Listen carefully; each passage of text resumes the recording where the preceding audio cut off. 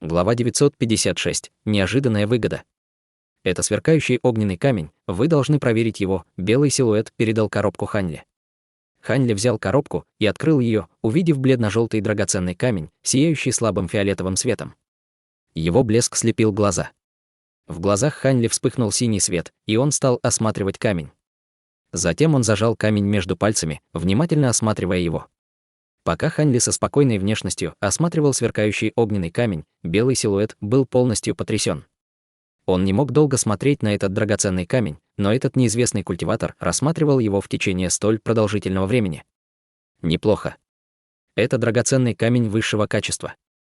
Вы можете взять алмаз дьявольской эссенции. Сказав это, Ханьле убрал камень в сумку для хранения. Не стану возражать, белый силуэт хихикнул и осторожно убрал алмаз.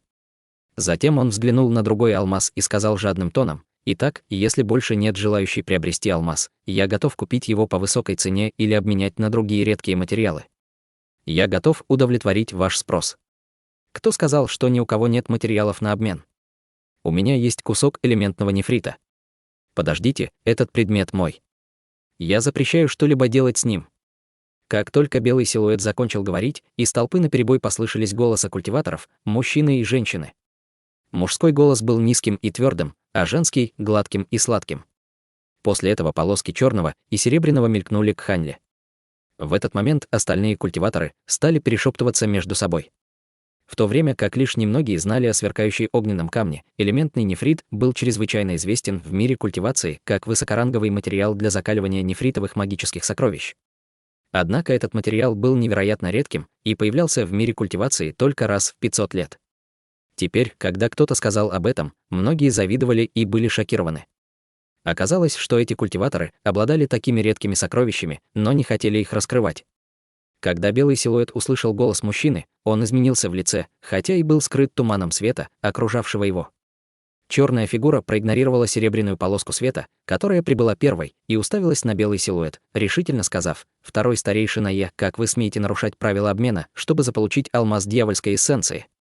Хотя его истинной внешности не было видно, его фигура была высокой, а голос — холодным. «Брат Кунь очень обеспокоен, как я мог сделать такую вещь. Я просто сделал этому господину достойное предложение. Поскольку вы двое здесь, я больше не буду вмешиваться». Белый силуэт заговорил кривым голосом и поприветствовал его, а затем вернулся на свое прежнее место. «Как тактично!» — фыркнула черная фигура, сложив руки за спиной. Серебряная форма в стороне стояла изящно, словно ошеломленная этим действием. Затем вокруг них послышались перешептывания. «Кунь! Неужели это старейшина секты чистой крови, Кунь Уцзы?» Голос звучал похоже. Кроме того культиватора на поздней стадии зарождающейся души, кто еще может быть таким смелым? Услышав это, Ханьле изменился в лице. Эта черная фигура была культиватором на поздней стадии зарождающейся души из одной из знаменитых великих 10 сект дьявольского Да. После минуты молчания серебряная фигура вздохнула и сказала: «Так это был старейшина Кун из секты чистой крови. Я была слишком неуважительна. У вас также есть материалы, в которых нуждается этот господин. В таком случае я готова отступить вам первое место в торгах». Похоже, женщина не собиралась отказываться от алмаза дьявольской эссенции даже из-за уровня культивации своего противника и его личности. Кунь Уцзы усмехнулся и сказал жутким тоном: «Хотя у меня нет элементного нефрита или сверкающего огненного камня, у меня есть материалы их ранга. Если вы достаточно мудры, вам лучше отступить». Серебряная форма рассмеялась и сказала: «Это будет довольно проблематично. Я давно хотела приобрести алмаз дьявольской эссенции. Я готова уступить предмет брату Куню, если этот господин предпочтет ваши материалы моему элементному нефриту». «Отлично. Я не безрассудный человек, поэтому пусть господин Даосист сам решает». Удивив многих, Кунь Уцзы проявил полную уверенность в своих словах. Ханьле было все равно, кто получит алмаз, он чувствовал себя несчастным из-за того, что ему пришлось столкнуться с этим. Хотя он был рад появлению элементного нефрита. В этот момент она подняла руку и отправила на стол зеленую деревянную коробку. Сверху был слабый серебряный талисман. «Господин Даосист должен проверить подлинность моего элементного нефрита», — сладким голосом сказала серебряная форма. Кунь Уцзы ухмыльнулся, а затем вынул несколько нефритовых коробок разных размеров и также положил их на стол. «Вы должны понимать, что предметы, которые я принес, гораздо ценнее, чем какой-то элементный нефрит. Ханьли, не говоря ни слова, указал на зеленую деревянную коробку и придвинул ее к себе порывом ветра. Другой рукой он снял крышку и талисман, в результате чего коробка открылась, показывая круглый кусок радужного нефрита. Любопытно, что хотя он не светился разными цветами, но был наполнен обильной духовной ци. Ханьли подержал в руке кусок нефрита, осматривая его какое-то время, а затем с силой подавил волнение в своем сердце. Он кивнул серебряному силуэту и сказал: «Неплохо, это настоящий элементный нефрит». С этими словами он закрыл коробку и перевел взгляд на другие коробки на столе. Он хотел просто обменять на элементный нефрит и оставить все как есть, но он не собирался оскорблять культиватора на поздней зарождающейся души. Кроме того, судя по его смелому тону, Ханьли стало любопытно, что в них. Кунь Цзы указал на стол, и крышки ящиков начали открываться сами по себе.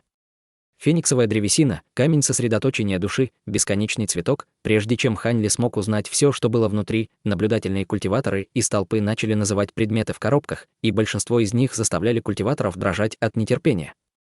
Серебряная форма была также глубоко потрясена и с тревогой взглянула на Ханьли. Неудивительно, что Кунь Цзы был так уверен в себе. Это были невероятно редкие материалы ранга выше, чем элементный нефрит. В частности, бесконечный цветок был не менее ценным, чем алмаз дьявольской эссенции. Взгляд Ханьли был сфокусирован не на самом ценном материале на столе, бесконечном цветке, а на бледно-золотой руде. Когда серебряная фигура увидела это, ее сердце ушло в пятки. Ханьли поднял руку, вызвав золотую руду, и начал внимательно изучать ее. Кунь Цзы при виде этого хихикнул и с гордостью заявил: «Кажется, моя золотая эссенция привлекла ваше внимание. Вы довольно проницательны. Благодаря этому культиваторы мечей получат огромное увеличение силы, и я считаю, что только я смог приобрести такой большой кусок во всем великом цене. Я обменяю алмаз на эту золотую эссенцию», — сказал Ханьли. «Пожалуйста, подождите, разве вам не нужен мой элементный нефрит?» «Тихо. Вы действительно хотите разозлить меня?» Радость Кунь Цзы внезапно сменилась яростью, и его тело выпустило удивительное давление, подавив серебряную форму. Ханьли наблюдал со стороны и увидел, как она отскочила на несколько шагов, прежде чем ей удалось восстановиться. Затем Кунь Цзы схватил алмаз Ханьли и с огромным волнением осмотрел его. Это настоящий алмаз дьявольской эссенции. Моя поездка стоила того. Если бы эти старые дьяволы знали, что кто-то появится на этой выставке, они были бы кусали локти от сожаления. Сказав это, он убрал алмаз и дико взревел от смеха. Взмахнув рукавом, он убрал оставшиеся на столе нефритовые ящики и метнулся к выходу. Белый силуэт внезапно сказал: «Брат Кунь, вы не хотите остаться до конца и посмотреть на великое сокровище, которое я собираюсь представить? Какое великое сокровище может быть ценно для меня? Теперь, когда у меня есть алмаз дьявольской эссенции, я хочу поспешно вернуться и усовершенствовать дьявольскую ци, которая в нем содержится. Я не в настроении для каких-либо великих сокровищ». Хихикнув, силуэт Кунь Цзы вспыхнул из зала, и он исчез без следа. Усовершенствовать дьявольскую ци. Ханьли был удивлен, но затем внезапно понял. Эти алмазы дьявольской эссенции были чем-то, что сконденсировалось в самых глубоких глубинах дьявольской ци и должно было содержать значительную концентрацию дьявольской ци. Культиватор дьявольского Да наверняка получит от этого много преимуществ. Неудивительно, что Кунь Цзы больше не интересовался какими-либо другими сокровищами после того, как ему удалось приобрести алмаз. В этот момент серебряная форма была в ярости, что у нее из-под носа увели алмаз дьявольской эссенции, и протянула руку, чтобы призвать элементный нефрит к себе. Внезапно Ханьли поднес коробку к столу и сказал: «Подождите. Его я тоже хочу».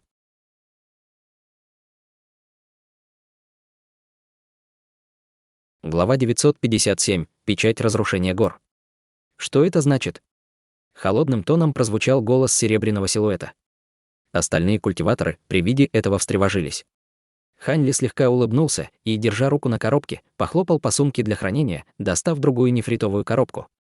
Серебряный силуэт неосознанно принял коробку и раздраженно сказал: «Меня интересует только алмаз дьявольской эссенции. Ни на что другое я обмениваться не буду. Сначала взгляните, что внутри». «В этом нет никакого вреда», — сказал Ханьли глубоким тоном. Серебряный силуэт нерешительно открыл коробку и бросил быстрый взгляд, а затем удивленно выдохнул. «Хорошо, элементный нефрит ваш», — весело сказал серебряный силуэт. Она лишь слегка приоткрыла коробку, а затем убрала ее в свою сумку для хранения и вернулась к толпе. Все присутствующие культиваторы были полностью сбиты с толку. Они не видели, что было в третьей нефритовой коробке, которую достал Ханли, но этого было достаточно, чтобы женщина согласилась на обмен. Конечно, несколько человек догадались, что там был третий алмаз дьявольской эссенции, но их уже шокировало то, что Ханли обладал двумя алмазами, не говоря уже о третьем. Поскольку это было слишком невероятно, большинство людей решили, что Ханли предложил ее великое сокровище. В этот момент все взгляды в толпе устремились на Ханли с различными эмоциями, от зависти до враждебности. Не обращая на это никакого внимания, Ханли еще раз взглянул на серебряный силуэт и бессознательно нахмурился. Фигура этой женщины показалась ему знакомой. Неужели это она? Шокирующая мысль внезапно пришла в голову Ханли. Хотя голос серебряного силуэта был не таким, культиваторы легко могли изменить свой голос. С этой мыслью Ханли использовал свои глаза духовного прозрения и взглянул на нее. Хотя он не смог ясно видеть сквозь световой туман, это позволило бы ему разглядеть более отчетливый контур. Ханли изменился в лице. Кажется, это и правда была святая бесконечного неба, но из-за действия светового тумана она не обнаружила его личность и была в восторге от приобретения алмаза дьявольской эссенции. Последний из материалов, которые он с таким трудом искал, фактически был в руках ненавистного врага. Ханли не знал, смеяться ему или плакать от такого стечения обстоятельств. Хотя это неописуемое чувство охватило его сердце, он быстро убрал приобретенную золотую эссенцию и элементный нефрит, а затем вернулся на свое место. Достигнув своей цели, Ханли больше не обращал внимания на происходящее и был рад, что сумел приобрести еще и кусок золотой эссенции. Этого куска будет достаточно, чтобы закалить большинство оставшихся мечей. Еще 40 с лишним культиваторов побывали на сцене, обменивая свои предметы, но ни у одного из них не было ничего столь редкого, как алмаз дьявольской эссенции или элементный нефрит.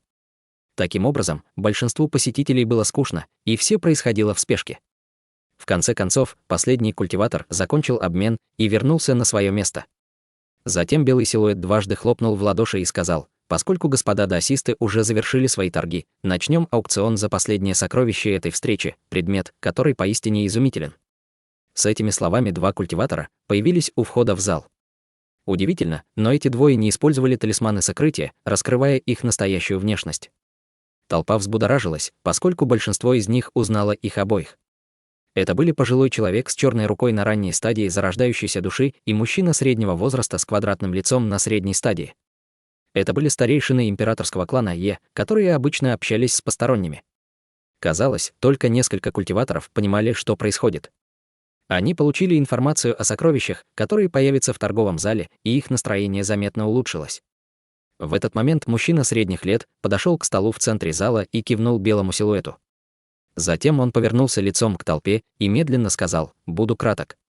На создание этого великого сокровища наш клан Е потратил много сил. Это заняло у нас более 100 лет, и мы только недавно закончили его. Однако несколько сект, близких к клану Е, хотели приобрести этот предмет, но мы не осмеливаемся оскорбить ни одну из них. Поскольку мы беспомощны, мы решили выставить его на торги в качестве последнего предмета торговой встречи. Давайте посмотрим, есть ли у кого-нибудь из даосмстов возможность приобрести это великое сокровище». С этими словами он повернулся к старику и кивнул ему. Старик вынул коробку длиной в фут и, стиснув зубы, неохотно передал ее белому силуэту. Белый силуэт хихикнул и сказал: «Раз так, тогда я тоже не буду тратить время зря. Сначала я покажу всем истинный облик этого сокровища». Затем он бросил нефритовый ящик в воздух, и из него медленно вылетела ослепительная желтая полоска размером с кулак. Появившись, она стала колебаться в размере, испуская слабый гул. Затем он сделал жест заклинания и ударил им по предмету. Указав на него, сокровище издало тихий звук, а затем вспыхнуло ярким светом и стало вертеться на месте, показав свою истинную форму, желтую печать размером в несколько дюймов. Печать выглядела гладкой, как нефрит. Из-за флуктуирующего света на ее поверхности едва ли можно было рассмотреть слои золотисто-серебряных заклинаний сверху. С каждым мерцанием света на поверхности отображался новый талисманный символ, в результате чего наблюдатели почувствовали себя озадаченными. Кроме того, печать выпускала мощную духовную ци, но была при этом устойчивой и спокойной. Зрители, почувствовав это, были глубоко потрясены. Это сокровище называется печать разрушения гор, имитация древнего божественного духовного сокровища, печати небесного овладения. Согласно нашим испытаниям, хотя оно отражает только 10-ю часть силы оригинала, этого более чем достаточно сплющить любую гору. Даже если культиватор обладает достаточно большой духовной силой для того, чтобы использовать всю мощь печати, ее мощность будет равна 1/3 силы печати небесного овладения. Однако это сильно вредит сокровищу, поэтому лучше не делать этого. Белый силуэт говорил это, управляя печатью разрушения гор, в результате она непрерывно колебалась в размере, испуская удивительную ауру. Хотя эта демонстрация не могла в полной мере показать всю мощь сокровища, этого было достаточно, чтобы показать, насколько оно неординарно. Печать полностью завладела вниманием всех присутствующих. Когда Ханьли услышал, что это была копия божественного духовного сокровища, он также удивился. Он потратил огромные усилия, чтобы собрать материалы, необходимые для создания веера 3 огней, но теперь, когда на аукционе появилась копия божественного духовного сокровища, Ханьли почувствовал себя особенно мрачно. Жаль, что он мало знал о божественных духовных сокровищах. Он не был уверен, как по силе веер 3 огней сравнится с печатью разрушения гор. Словно догадавшись о его мыслях, монарх расщепления души сказал: «Не нужно беспокоиться, печать разрушения гор демонстрирует только 10-ю часть могущества оригинального сокровища. Веер 3 огней, который я создал на основе веера 7 огней, должен обладать 2/5 своей первоначальной силы. И, как говорит этот человек, если приложить всю свою магическую силу, оно не сможет показать половину могущества оригинального сокровища. Хотя оба являются сокровищами атакующего типа, печать должна уступать вееру с точки зрения мощи». Ханьли кивнул и пробормотал: «Да, я так и думал. Я надеюсь, что скоро смогу изготовить веер 3 огней. С этим сокровищем мне не нужно будет бояться даже культиватора на поздней стадии зарождающейся души». Монарх фыркнул и холодно усмехнулся. «Это не небесный южный регион. Думаешь, что твоя копия будет столь уникальной? Что старший хочет этим сказать, согласно тому, что я обнаружил в своем прошлом путешествии по Великому Циню, в секте высшего процветания, в секте небесного дьявола и долине тысячи демонов тоже есть копии божественных духовных сокровищ. В частности, у долины тысячи демонов была самая известная из копий — знамя тысячи демонов. Говорят, что флаг уже достиг того же уровня, что и его оригинал, небесное демоническое знамя, в результате того, что пожрал множество душ. Что касается других великих сект, я не удивлюсь, если им удалось создать 1 или 2 свои копии. Как еще они смогут оставаться великими сектами спустя такой большой промежуток времени?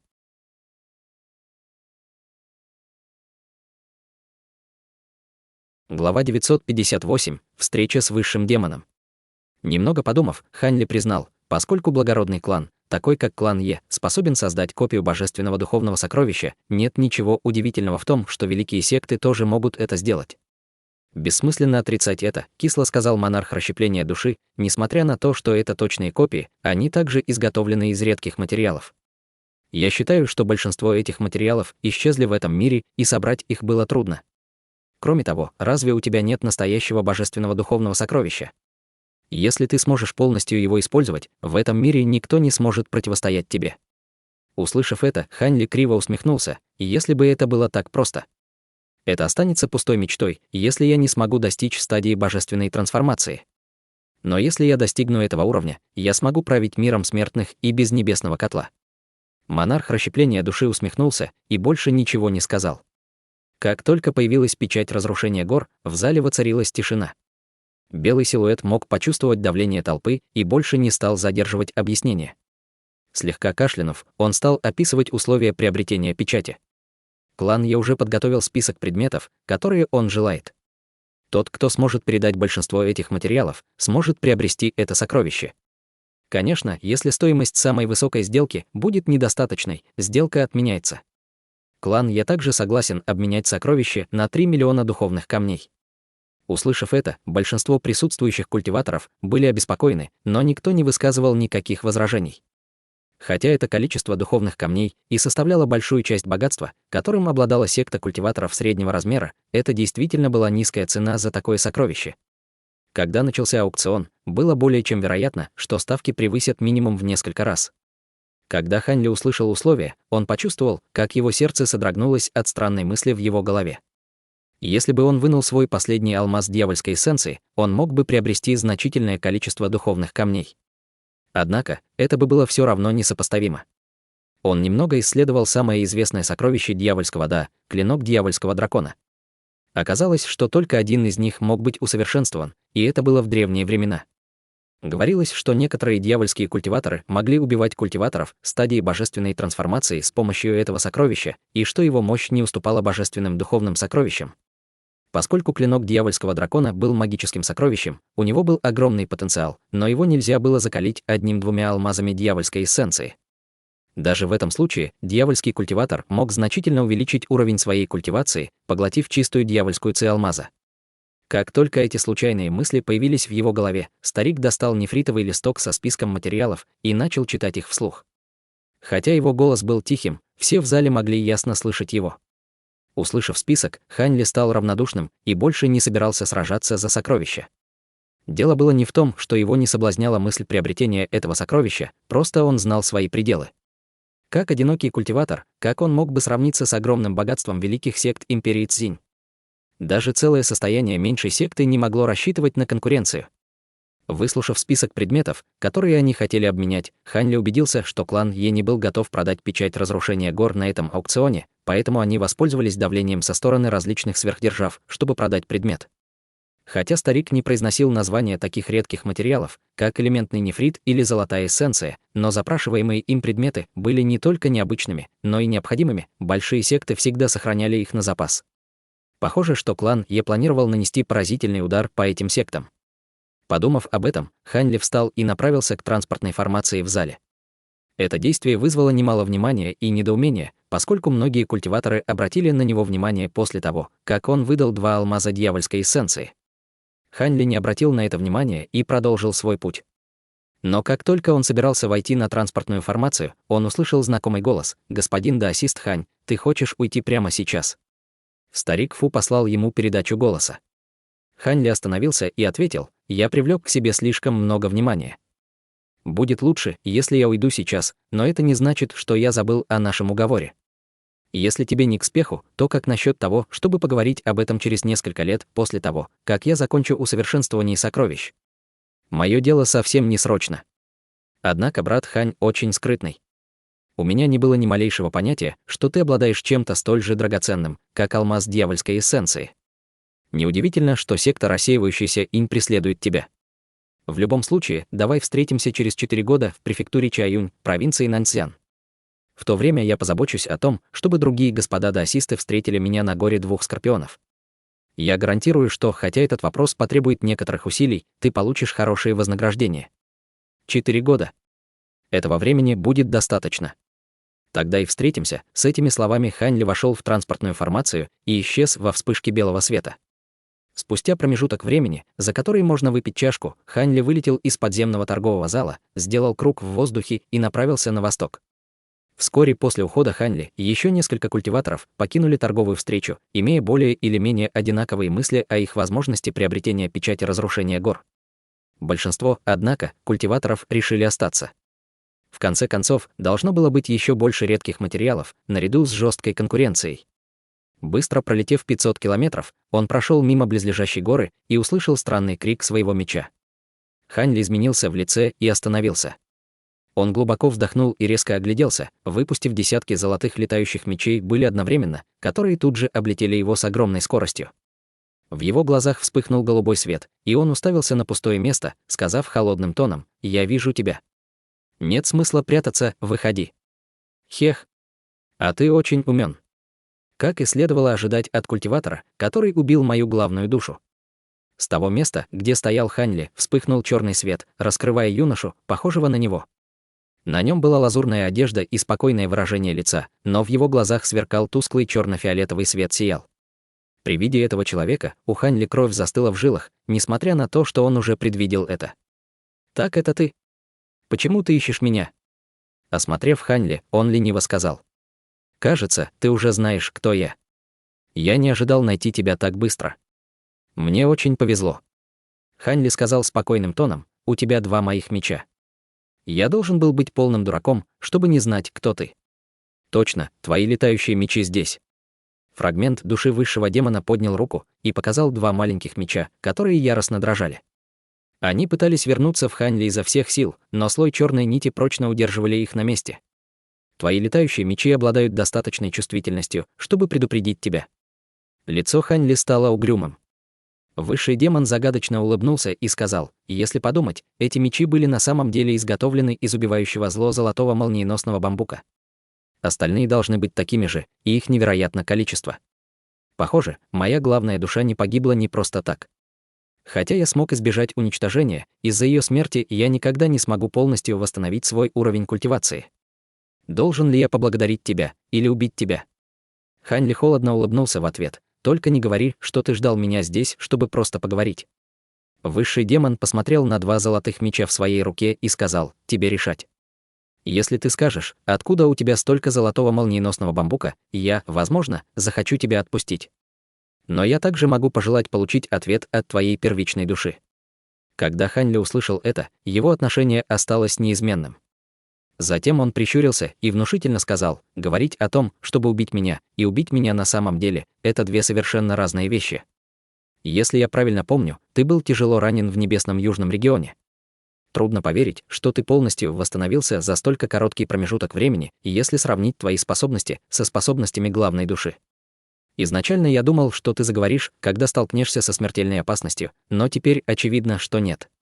Да будет так. Сказав это, от высшего демона стала испускаться чрезвычайно кровожадная аура, а в его глазах вспыхнул черно-фиолетовый свет.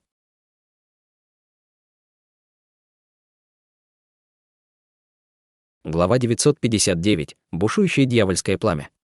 Как только Хань Ли и высший демон собирались начать сражаться, демон внезапно изменился в лице и оглянулся. Хань Ли тоже вскоре что-то почувствовал и посмотрел в том же направлении, приподняв бровь.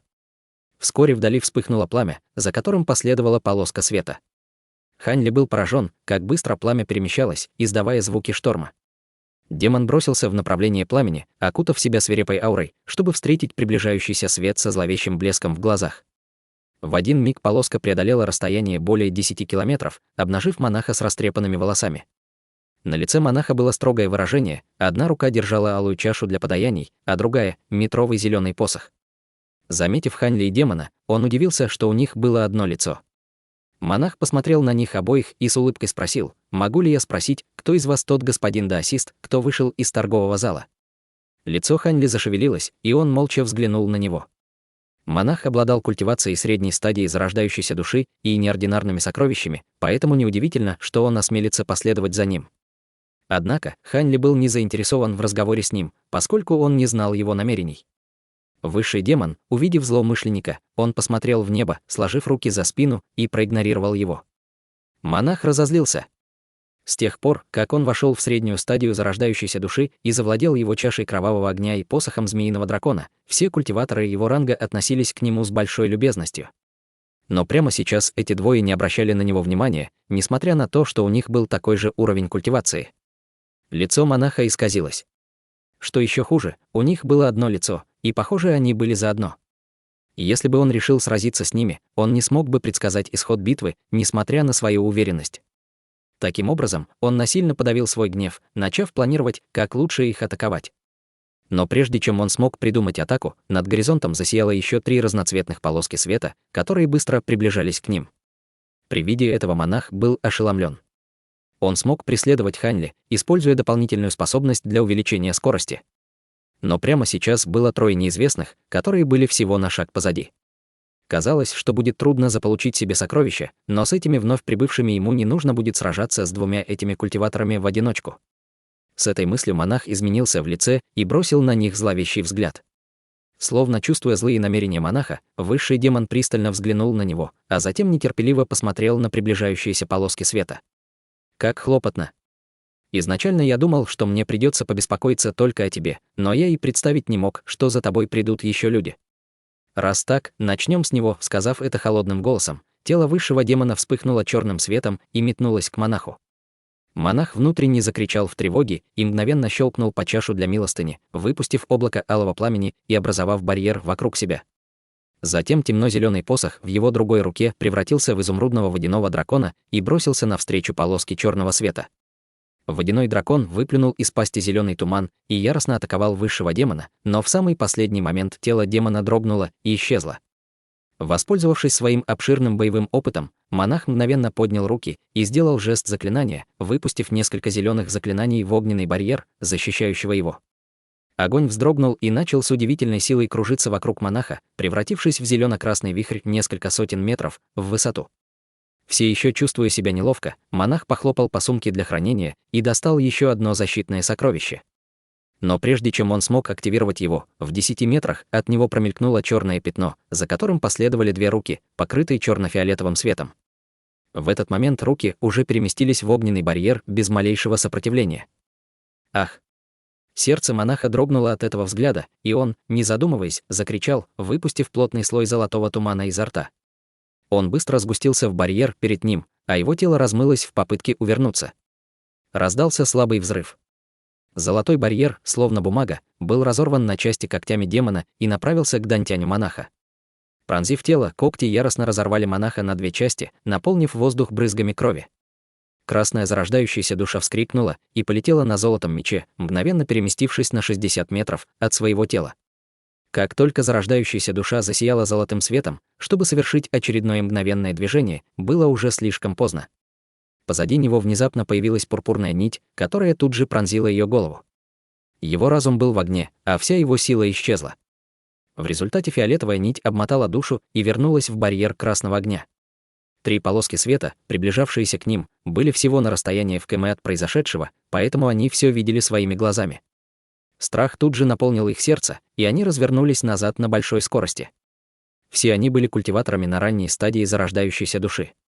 Хотя они сговорились вместе напасть на Ханьли, но, увидев, как знаменитый монах свирепого пламени был зверски убит и его зарождающаяся душа была захвачена, они сразу же обратились в бегство. Теперь они знали, что их жадность до добра не доведет, и вскоре исчезли из виду. У Ханьли перехватило дыхание от того, как злобно высший демон убил монаха. Он уставился огонь вдалеке с обеспокоенным выражением лица. Странный пронзительный смех эхом донесся из пламени, а затем пламя погасло, раскрыв демона. Рот Ханьли дрогнул при виде это, и он изменился в лице. Высший демон уже принял форму полудемона. Хотя его внешность все еще напоминала человека, у него была дополнительная пара рук, и все 4 стали темно-фиолетового цвета. Изо рта свисал пугающий фиолетовый язык, длиной в метр, обмотанный вокруг зарождающейся души монаха. Когда он уставился на Ханьли с непоколебимым взглядом, Ханьли прищурился и молча взглянул на него в ответ. Монарх расщепления души тревожно сказал: «Малыш Хань, ты не можешь надолго задерживаться с этим демоном. Подпольная торговая ярмарка находится поблизости, и я боюсь, что в одно мгновение может прибыть больше культиваторов, и тебе будет сложно сбежать». «Я знаю. Я изначально сравнивал его способности со способностями главной души, но, кажется, с ним тоже слишком опасно сражаться». «Уходим», — равнодушно сказал Ханьли. По взмаху руки его золотые летающие мечи, вращавшиеся вокруг него, вскрикнули и влетели в его рукав. После этого он открыл рот и выпустил несколько сфер сущности крови, окутав свое тело кровавым туманом. «Тебе не кажется, что бежать слишком поздно?» Нечеловеческий свет вспыхнул в глазах высшего демона, а его язык погрузился в его пасть. Затем он размылся и исчез из поля зрения. Не обращая на это никакого внимания, Ханьли сделал жест заклинания руками. Грянул гром, и его фигура исчезла по вспышке серебряного света, а на его месте осталось облако крови. Почти в тот же миг перед Ханьли вспыхнул черный свет, обнажив чудовищную форму высшего демона. Он был немного быстрее при убийстве монаха, несмотря на то, что преодолел вдвое больше. Ханьли больше не был так спокоен и внутренне кричал от паники. Злая улыбка появилась на лице демона, и он открыл рот, пытаясь ударить Ханьли своим языком. Однако он вдруг остановился, услышав ледяное фырканье в своей голове. Хотя его духовное чувство было чрезвычайно сильным, его разум охватила огромная боль, и ему внезапно пришлось остановить атаку. Во время этой задержки Ханьли расплылся и выстрелил вперед в багровой полоске света, исчезнув из поля зрения в мгновение ока. Высший демон тревожно высвободил свое духовное чутье и пролетел расстояние в 50 километров, обнаружив след Ханьли. Однако Ханьли сразу же использовал кровавое теневое уклонение еще и полностью скрылся из радиуса действия духовного чутья высшего демона. Высший демон остался на месте в растерянности. Разве это не кровавое теневое уклонение, секретная техника железнокрылых демонов? Как культиватор из царства смертных может использовать его? Это будет довольно хлопотно. Стоп, кажется, это что-то другое, пробормотав про себя, на его лице появилось задумчивое выражение. Затем вдали показался духовный свет, за которым следовали 7 разноцветных полос в его направлении. Высший демон изменился в лице, очнувшись от своего ступора. Яростный и ледяной взгляд пронесся мимо группы. Хорошо, что вы пришли. Я только что закончил усваивать зарождающиеся души, которые собрал ранее. Если я съем всех вас, мои травмы будут полностью восстановлены через несколько лет, зловеще проговорил высший демон. Глубоко вдохнув, он выпустил из своего тела темно-фиолетовую дьявольскую ци, которая полностью покрыла его. Его трансформация продолжилась, и на его шее появилась вторая голова в дополнение к 4 рукам. Затем он бесстрастно уставился на приближающихся культиваторов двумя парами светящихся пурпурных глаз.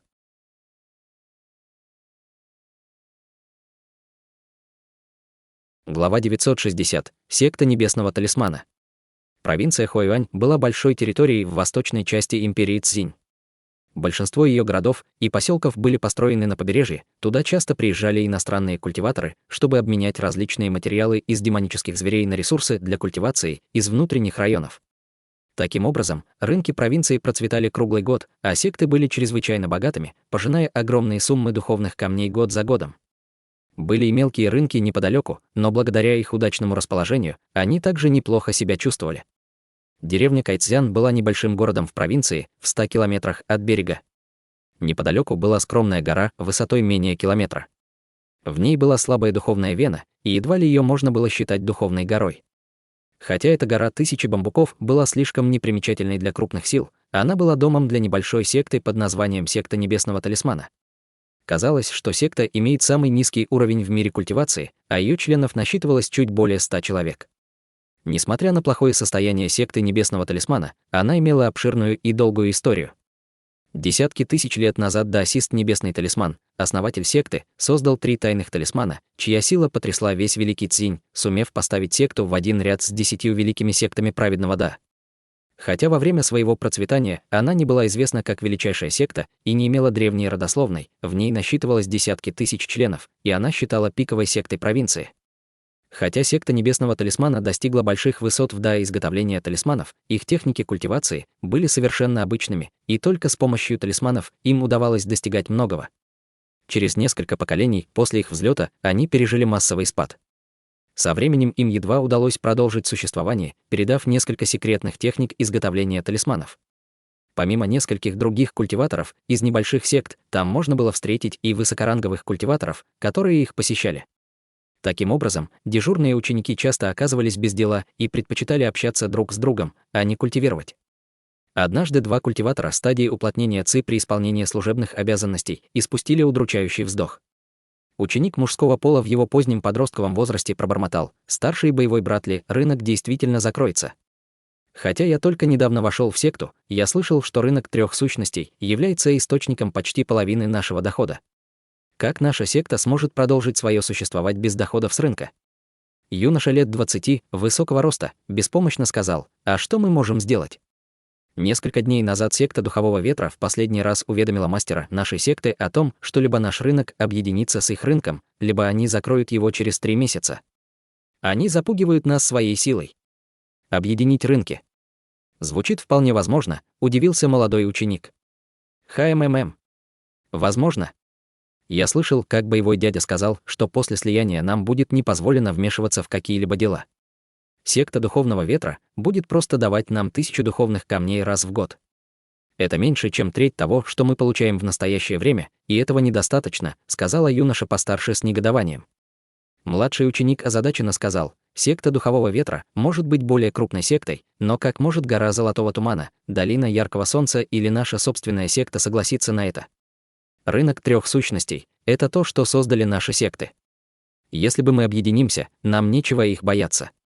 Юноша постарше фыркнул: если бы в этом была замешана только секта Духовного Ветра, тогда нашей секте нечего было бы бояться. Но я слышал, что секта Яньского демона тоже приложила руку к этому делу. Наша маленькая секта не сможет противостоять им. Сегодня мастер секты пригласил мастеров остальных сект для обсуждения плана действий. Их положение дел не лучше, чем у нас, и остаться на рынке им будет нелегко. Секта Яньского демона. Наша секта Небесного Талисмана не может себе позволить спровоцировать их. Похоже, нашей секте будет сложно пройти через это испытание. Младший ученик был удручен, услышав название этой секты. Если их секта получала меньше духовных камней, то и ее ученики тоже. Юноша постарше вдохнул и сказал: «Будь что будет.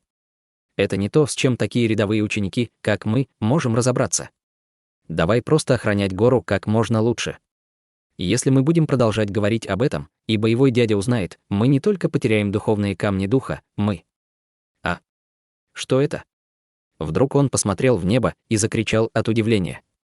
Когда младший ученик услышал это, он тоже посмотрел в небо и увидел вдалеке сверкающий свет. Затем лазурная полоса длиной 10 метров пролетела в их направлении. Когда лазурная полоса приблизилась к ним с невероятной скоростью, младший ученик с тревогой закричал: «Кажется, старший решил посетить нас, но кто это такой?» Хотя он был недолго знаком с миром культивации, он прекрасно понимал, что полоса света не была чем-то, что мог производить культиватор заложения основ, и чувствовал себя очень неловко. Юноша постарше пробормотал в растерянности: «Я не знаю. Возможно, он пришел навестить нашего боевого предка». Этими словами он пытался успокоить себя.